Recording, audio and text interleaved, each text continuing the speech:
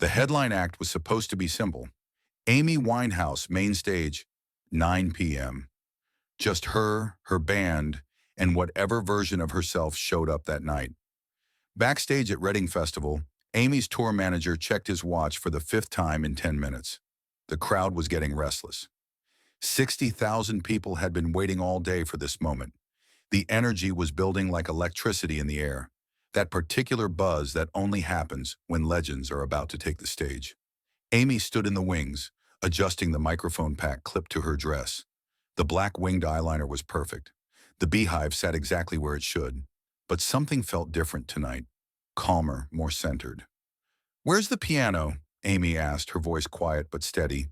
She'd been clean for 8 months now, clear-eyed, present. The fog that had clouded so many previous performances had lifted completely. "On stage already," her manager replied, trying to keep his voice casual. "Everything's set." What he didn't mention was the phone call from Beyoncé's team 2 hours earlier, the private jet that had landed at a nearby airfield, the black SUVs that had pulled up to the artist entrance, the security detail that had escorted someone through the back entrance while Amy was doing soundcheck, completely unaware of what was being orchestrated around her. The feud had started 3 years ago over a sample dispute. Amy's Valerie remake had used a backing track that Beyoncé's legal team claimed belonged to them. What began as a simple publishing issue had escalated into something much uglier. Legal letters flying back and forth, heated exchanges through representatives, public statements that barely concealed private frustrations, two of the most powerful voices in music, reduced to communicating through lawyers and industry intermediaries. Amy had taken it personally. She always did. Every business decision felt like a personal attack when you wore your heart on your sleeve the way she did. The isolation had been crushing. Losing a friend and gaining an enemy in the same conversation. Beyoncé, meanwhile, had tried to reach out directly twice. Phone calls that went unanswered. Text messages that were read but never replied to. Eventually, she'd stopped trying, assuming Amy wanted nothing to do with her. But tonight was different. Tonight, Amy's manager had made a decision that could either heal an old wound or reopen it entirely. Amy walked on stage to thunderous applause. The lights hit her beehive, that signature silhouette against the massive backdrop. 60,000 people rose to their feet as one. The roar was deafening, waves of sound washing over the stage like an ocean. She could feel their energy, their love, their anticipation mixing with the cool August evening air. She sat at the piano, a beautiful black grand that gleamed under the stage lights. Her fingers found the keys instinctively, muscle memory guiding her through the opening chords of Back to Black. The crowd recognized it immediately, and their cheers grew even louder. The song began the way it always did, raw, honest. Amy's voice cutting through the night air like a blade, carrying every broken heart in that field. 60,000 phone screens lit up like stars, creating a galaxy of light in the darkness beyond the stage. Her voice soared over the festival grounds, each note perfectly pitched, each word delivered with the kind of emotional honesty that had made her famous. This was Amy at her best, clean, focused, present. The Amy her fans had always hoped to see. Halfway through the second verse, just as she sang the line about going back to black, she heard it, another voice, harmonizing from somewhere behind her. Amy's fingers paused on the keys for just a moment. Her heart stopped. She knew that voice. She'd heard it in her dreams and her nightmares for 3 years. She turned slowly, squinting against the bright stage lights that made everything beyond them look like shadows. A figure emerged from the wings, stage right, walking with that unmistakable confidence that belonged to only one person in the world. The crowd's roar shifted, becoming something different, something unprecedented. Beyoncé. She wore simple jeans and a plain black top. No elaborate costume, no choreographed entrance, no backup dancers. Just her, walking across the stage like she belonged there, like this had always been the plan. Her voice joined Amy's, creating harmonies that neither had planned, but both seemed to understand instinctively. The crowd was losing their minds. This wasn't on any schedule. This wasn't announced. This was pure magic happening in real time. Amy's band, professional musicians who had seen everything, read the moment perfectly. They continued playing, following their lead singer's instincts, adapting to whatever was happening. The drummer softened his touch. The bass player simplified his lines. The guitarist smiled and gave the moment space to breathe. Amy stood from the piano bench, microphone in hand, staring at the woman she hadn't spoken to in 3 years. They were both different people now. 3 years of growth, pain, learning, healing, but something between them remained unchanged. "What are you doing here?" Amy whispered into the mic, her voice barely steady, not breaking eye contact with Beyoncé. "What I should have done years ago," Beyoncé replied, her voice carrying across the festival grounds with that trademark strength and vulnerability combined. They stood 10 feet apart on the massive stage. Two artists who had shaped a generation, surrounded by darkness except for the single spotlight that now illuminated them both. The crowd had gone quiet, sensing they were witnessing something deeply personal and historically significant. Amy's eyes filled with tears. "I'm sorry," she said, the words barely audible over the crowd, but picked up by the sensitive stage microphones. "I was stubborn. I was hurt. I was—" Beyoncé shook her head and stepped closer, her own eyes glistening. "We both were. We both said things. We both let other people speak for us when we should have been speaking to each other." The band kept the song alive with a gentle instrumental vamp, sensing this was bigger than any rehearsed performance. Amy's guitarist, who had watched her struggle with the isolation the feud had caused, smiled and played softer, giving the moment space to breathe. Back to Black transformed into something entirely new. Amy's grief-stricken original merged with Beyoncé's powerful runs, creating harmonies that neither artist had ever attempted before. The song became a conversation, a reconciliation, an apology sung in front of 60,000 witnesses. Amy reached out first. Beyoncé met her halfway. They embraced on that stage, two small figures against an enormous backdrop, while the festival ground erupted in the loudest cheer of the weekend. When they pulled apart, both were crying. Amy laughed through her tears, shaking her head at the impossibility of the moment. "Your team called my team," Beyoncé explained, speaking quietly into her mic. "Said you might need a friend tonight." Amy looked toward the wings where her manager stood, giving her a thumbs up. She turned back to Beyoncé, wiping her eyes with the back of her hand. "I've missed your voice," Amy said. "I've missed yours more." They finished Back to Black together, then launched into Crazy in Love with Amy on piano and Beyoncé leading vocals. The crowd lost their minds. This wasn't on the schedule. This wasn't planned or promoted or processed through management companies. This was two artists remembering why they fell in love with music in the first place.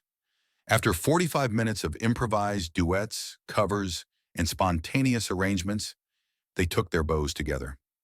Amy grabbed Beyoncé's hand and raised it above their heads.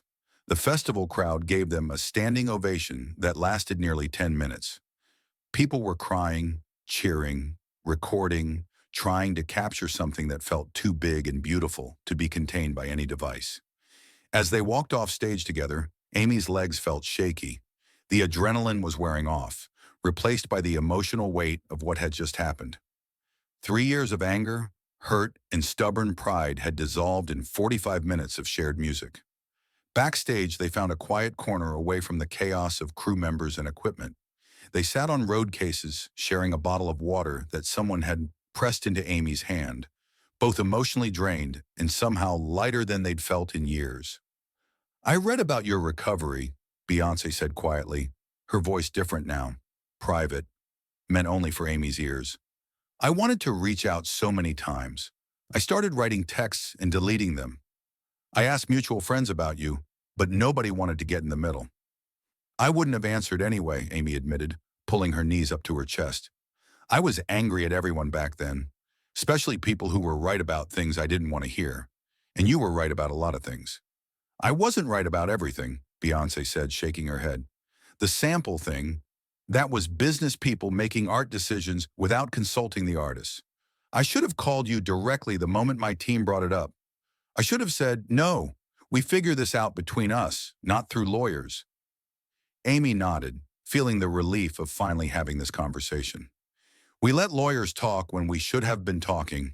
We let business ruin something that was never about business in the first place. Never again, Beyoncé said, extending her hand. Amy took it, feeling the warmth of real friendship for the first time in years. Never again. They sat in comfortable silence for a while, listening to the distant sounds of the festival continuing around them. Other acts were performing on other stages, but everyone backstage was still talking about what they just witnessed. Your manager, Beyoncé said eventually. He called my people this morning, said you'd been asking about me, wondering how I was doing. Amy looked surprised. I didn't know he said you'd been watching my interviews, that you seemed sad when my name came up. He thought maybe it was time. Amy smiled, the first genuine smile she'd given in months. He's sneaky like that, always thinks he knows what's best for me. This time he was right. Yeah, Amy agreed. This time he was right. 6 months later, they recorded Sisters in Sound, a duet that topped charts in 15 countries. The song was beautiful, professionally produced, with all the polish that money and studio time could buy.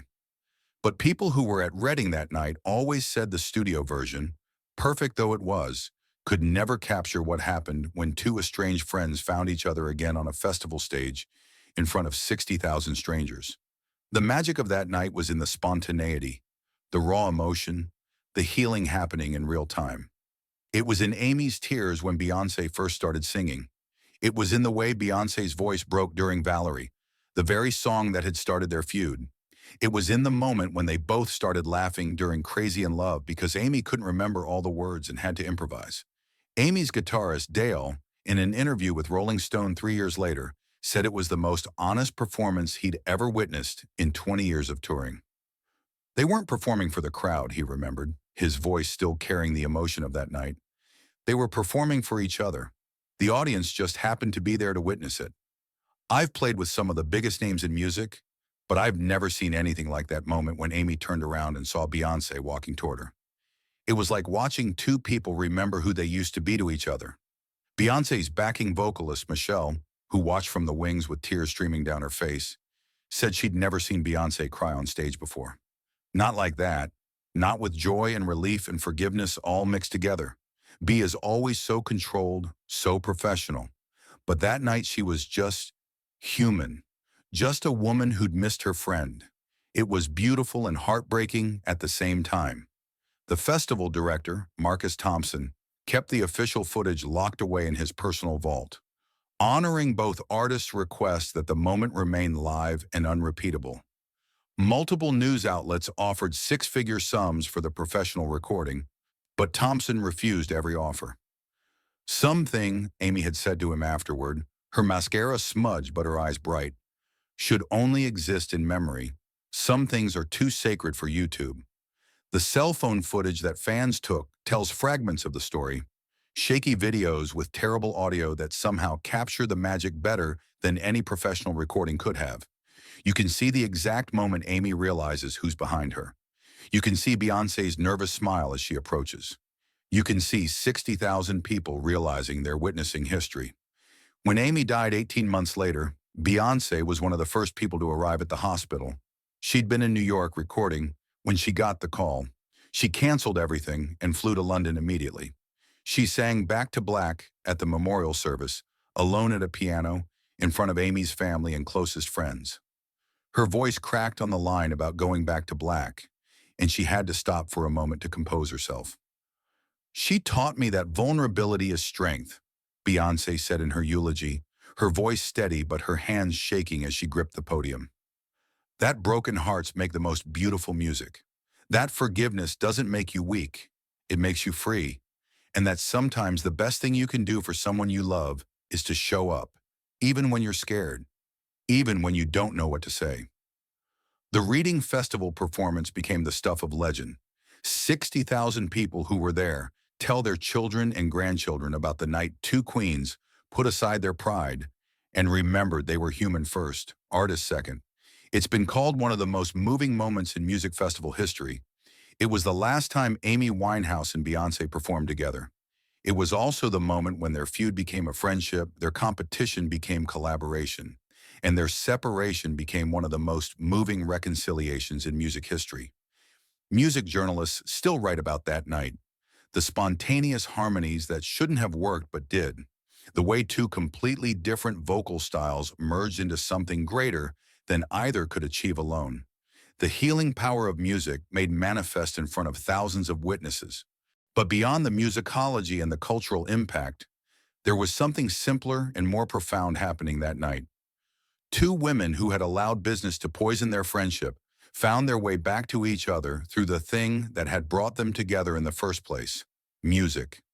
Sometimes the best performances aren't the ones you plan, rehearse, and produce with teams of experts. Sometimes they're the ones where you stop performing and start being honest, where you stop trying to be perfect and start trying to be real. That night at Reading, Amy Winehouse and Beyoncé stopped being rival pop stars and became what they'd always been underneath all the business complications and legal entanglements. Two women who understood that music is the universal language of healing, forgiveness, and love. The crowd that witnessed it knew they'd seen something that would never be repeated. A moment when art transcended industry, when humanity trumped ego, when two powerful voices discovered they were always meant to harmonize, not just musically, but as human beings who had found their way back to each other through the power of song. Years later, when music historians write about the defining moments of the early 21st century, Reading Festival 2008 will be remembered not just for the music, but for the healing, for the reminder that behind every superstar is a person who sometimes just needs a friend, for proof that the most powerful force in music isn't talent or fame or money, it's connection. It's the moment when two voices become one, when two hearts remember they beat in the same rhythm, when forgiveness becomes a song that 60,000 people will never forget. That night, Amy Winehouse and Beyoncé didn't just perform together. They saved each other.